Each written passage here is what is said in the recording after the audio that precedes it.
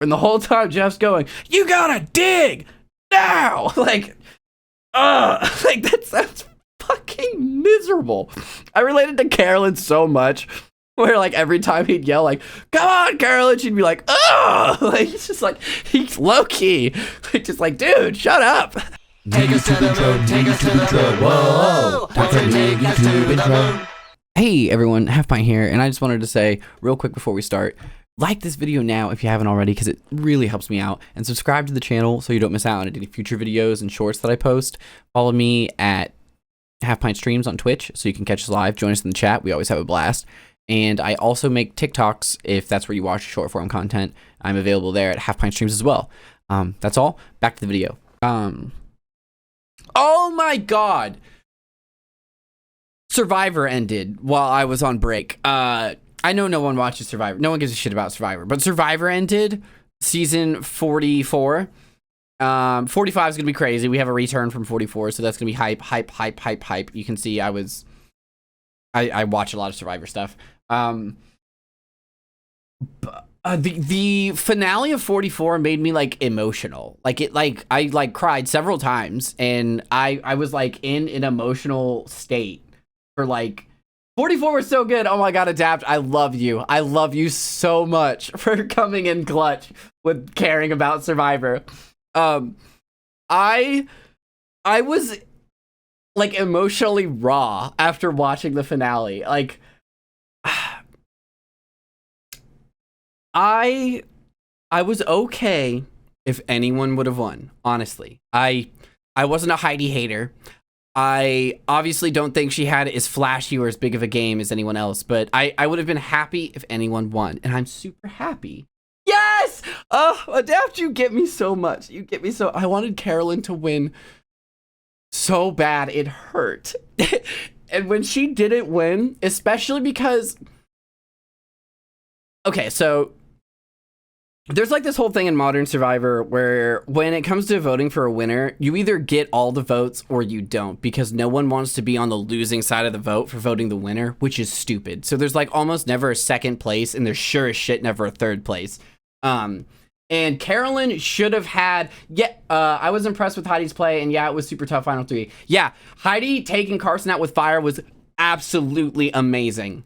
And if Carson would have been in a final, he would have taken it, and I would have been okay with that because Carson dominated. But yeah, Carolyn should not have had 0 votes. Even Franny said if she can say that she played this game intentionally with emotion, then she has my vote. And then Carolyn basically verbatim said that, and then she didn't even vote for her. And I know it didn't matter, but Franny, I liked you. You were a nice person. You are a nice person, and you were so honest. And what happened? What happened? Why did you say you were going to vote for her under these circumstances and then literally didn't? Whatever. It's fine. But her Franny and Matt were really cute. I don't know. It was a great season. It was honestly a really good season. Jam Jan was absolutely amazing. Everyone had me crying, man. I feel like there wasn't any like really bad villains. Like there might have been some villainous characters, but I don't even know if there was villainous characters this time. I feel like it was more of like there were moments where people did villainous things, but no one I don't really feel like there was anyone who had too much of a balance. Yeah, Danny was the closest to a villain, and I even found him very, like, fairly admirable. There were things about him that I was cautious about, and things like I think I might have disagreed with, but I couldn't get, like, a full read. But he seemed super nice, and, like, he didn't mean harm to anyone, and, like, a really good soul.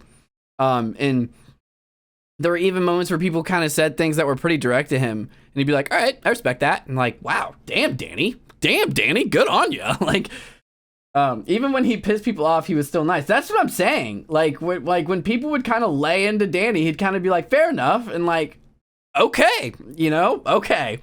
I know he was from like New York or something though. Maybe that's what it's like. Maybe that's how people are up there. I haven't met very many New Yorkers. I've met one person from New York, I think. One person that I can remember from New York, and I remember it was such a weird interaction because she was going to school here in Kansas. And and she said something. She was talking about driving around outside of the city, and she was like, one thing I didn't know is like we were driving around and there was just a field with some cows in it.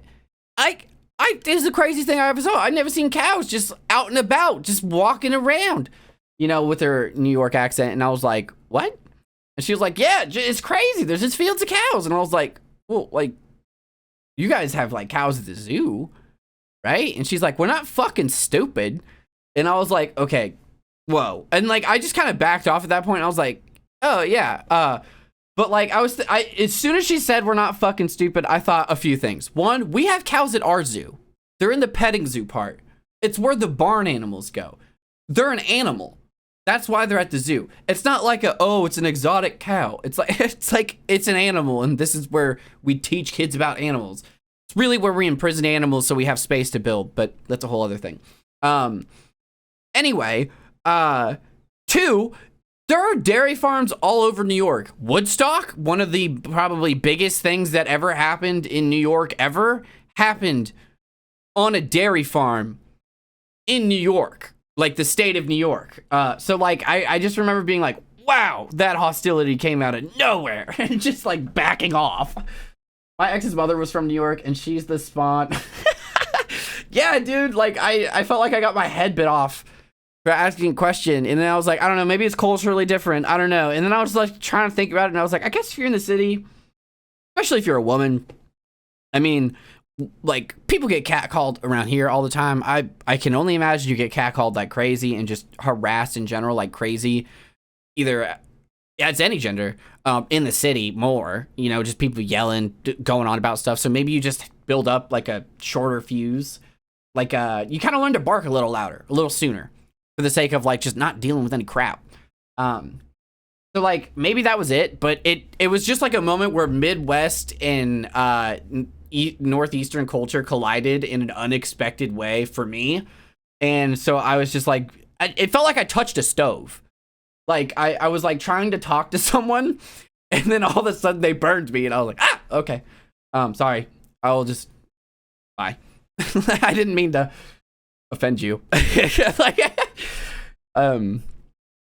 then I never spoke to her again. I didn't really end up seeing her a lot after that, but yeah, I was definitely like a little nervous around her. But yeah, no real heels of the season. No real villains of the season, just a lot of good players. I agree. I'm looking forward to 45 already. It's gonna be great. I really wish we could get a place other than Fiji, but whatever. I'm slowly considering watching the Australian and the other country's version of Survivor, because I'm hearing their hosts are like good, really good in different ways, and I'm also hearing that the variety in terms of the way they do challenges and stuff, and also location is better. So someday I'll apply to be on Survivor. Adapt, I used to think that too. I used to really, in my heart of hearts, believe that.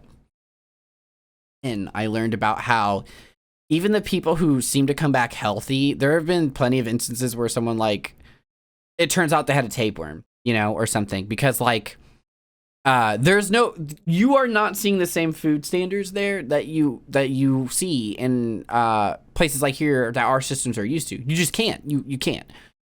You're so hungry, you're eating fish out of the ocean, and you're eating, sometimes bugs that you just find. Bugs, I honestly think people would be a lot healthier and they would do a lot better if they learned which bugs they could eat and just ate the bugs. Yes, you would have to eat a lot of bugs, but they're high in protein.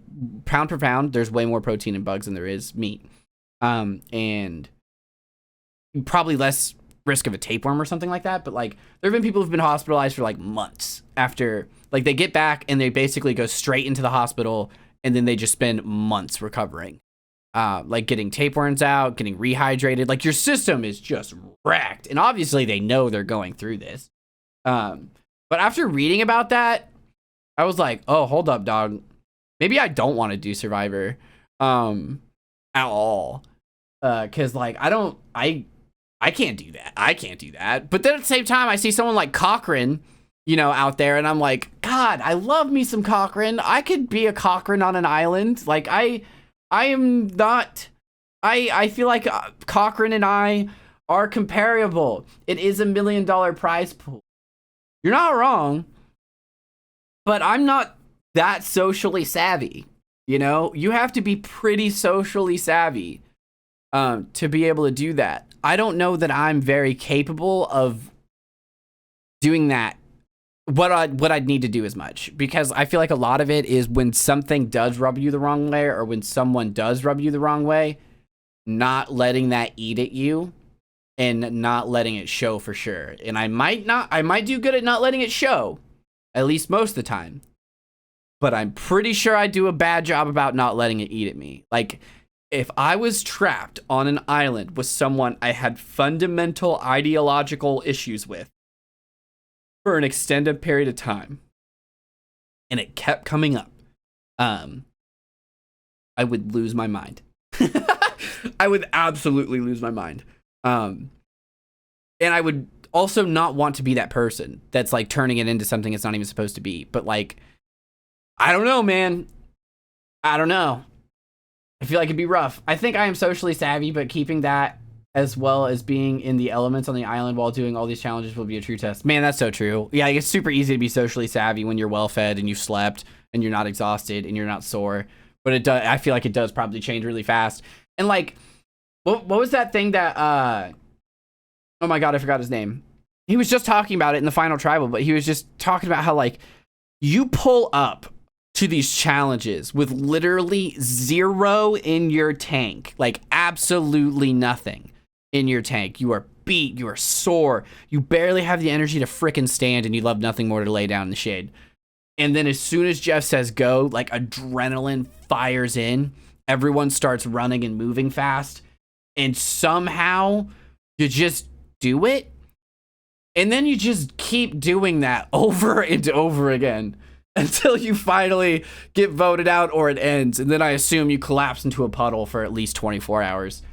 I don't know, but like just like thinking about that mentally, like just like very few times in my life have I been what I think he's describing when he says that exhausted. I don't know if I actually have, but I think I have. And the idea of being that exhausted and just being like, okay, now you're gonna run over here and you're gonna dig 10 different holes looking for your bag of puzzle pieces. Once you have your puzzle pieces, like, and then just like running over this thing and climbing up this rope wall, and like all this crap. And the whole time Jeff's going, you gotta dig now. Like that sounds fucking miserable. I related to Carolyn so much, where like every time he'd yell like, come on, Carolyn, she'd be like, oh, like it's just like, he's low-key, like, just like, dude, shut up. Oh god, Carolyn should have won. Dig deep. Yeah, dude. Every time. This is what Survivor is about. 22 days out here, still fighting. Oh god, blue shirt and all. Okay. I could talk about Survivor for way too long. God, I miss streaming. When Jeff at Tribal was like, are you mad at me now? And she's like, yeah. Dude, I love that though. She's so honest. I love that Jeff isn't afraid to say that. Like, I love that Jeff is secure. It's got to be easy as a host, and being a host 44 seasons in, 22 years here. And it's got to be a little easy, but I love that Jeff's always had that sass in him where he's just like, you're upset right now, aren't you? Like, and yes, obviously he knows this is for TV. I'm leveraging this for TV. I see this person's in an emotional state, and that can make for good TV. Obviously they agreed to this when they signed up for the show. It's the whole thing. It's the whole thing. It's like Dr. Phil, but at least you might get $1 million, you know? Also, you don't have to share your sob story, and you're not forced to, and no one's like specifically judging you about it. So that's also good. Fuck Dr. Phil. That's really what I'm trying to say there. Anyway, I like that Jeff isn't scared to say, like, are you mad at me? And I love that Carolyn is unafraid enough to be like, yeah. And I don't know, it reminds me a little bit of the scene, or of some of the scenes between Gabby and Christian. If you remember Christian and Gabby, I can't remember what season that was, but I feel like Christian understood Gabby. They spoke each other's language very well. And so there was lots of times where Gabby would be upset or emotional, and people would have a hard time communicating with her, and they would probably be quick to label her as irrational or like hysterical or difficult even. But Christian was really good at stepping in between those situations and being like, I think what Gabby is upset about. And I thought that was really cool that he was able to do that and did that.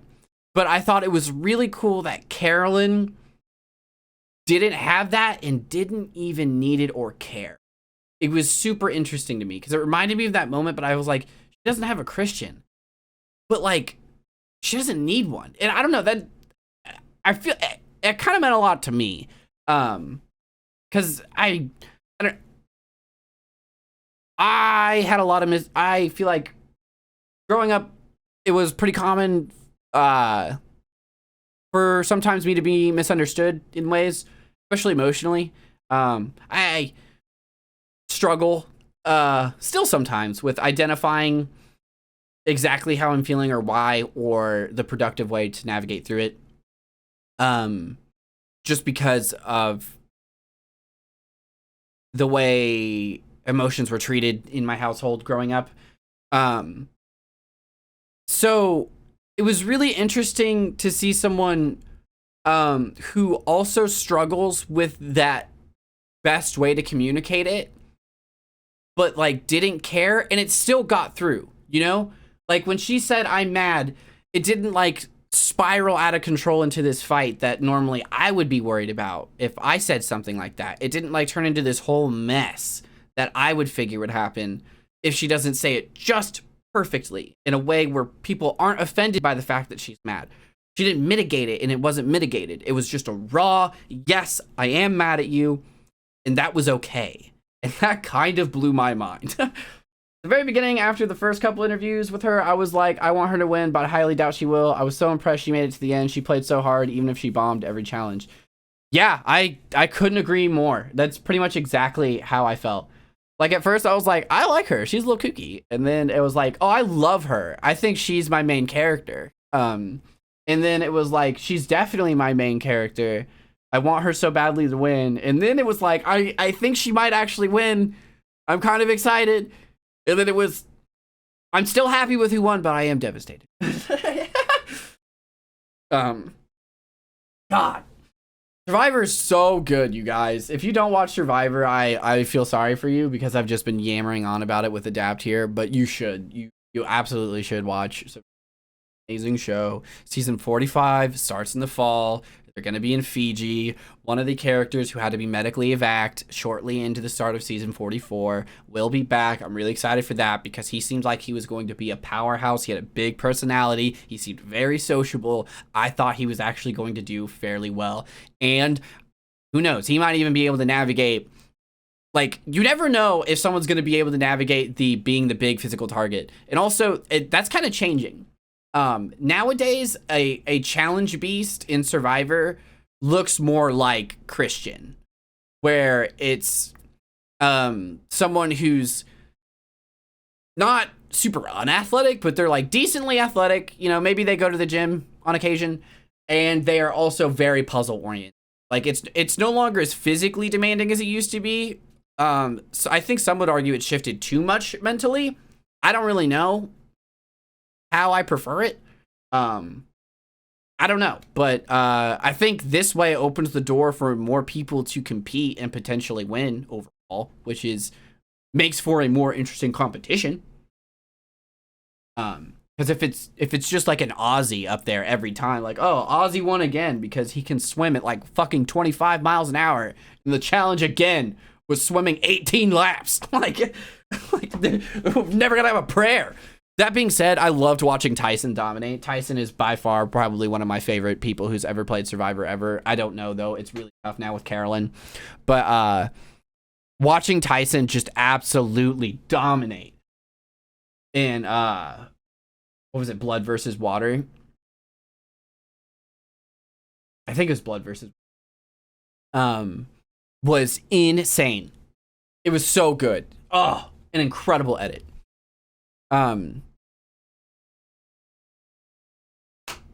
What was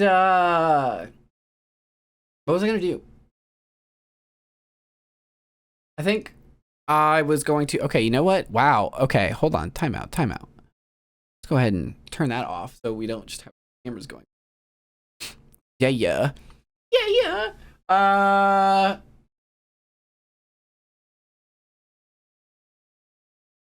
was a fan of Tyson every season. He was like a Survivor anti-hero. That is so true. The first season of Survivor that Tyson was in, I kind of rubbed me too villainously, but then when I rewatched it, I was like, I had already seen Blood versus Water, so I was like, I don't even care. Tyson's amazing.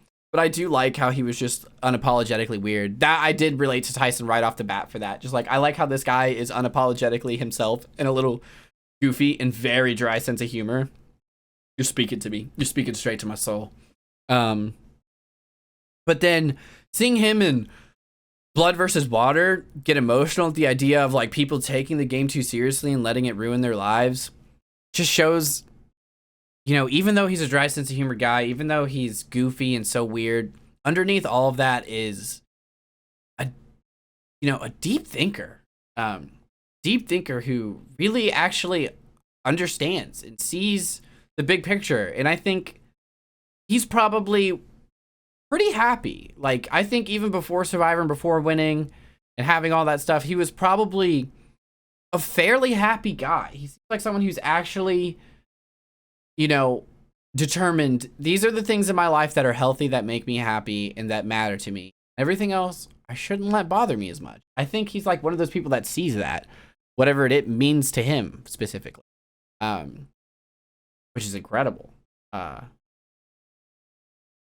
Obviously, you know, we all lose sight of that from time to time, but like, I don't know, he seems like someone who's got like a pretty good lock on it. Just incredible to see. Like, I feel like he has a lot of mental fortitude, which is super admirable. But I'm done with Survivor now. I have to stop because I'll just keep going. There's literally 44 seasons to break down and talk about.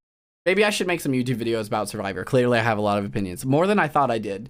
But Chad came out with a new... If you made it this far into the video, you should really like it and subscribe to the channel because you made it to the end of the video. No one does that anymore. Also, follow me on Twitch so you can catch us live and, you know, actually hang out and talk with us. That'd be great. And follow my Twitter, Half Pint Games, and my Instagram, Half Pint TTV, to see some more behind the scenes updates and stuff. There's also a link to my Discord server in the description below if you want to join that, kind of participate more in the community. And thanks again for watching, everyone. Hope you have a great day. Beaver Chop! If this were a real attack, you'd be dead.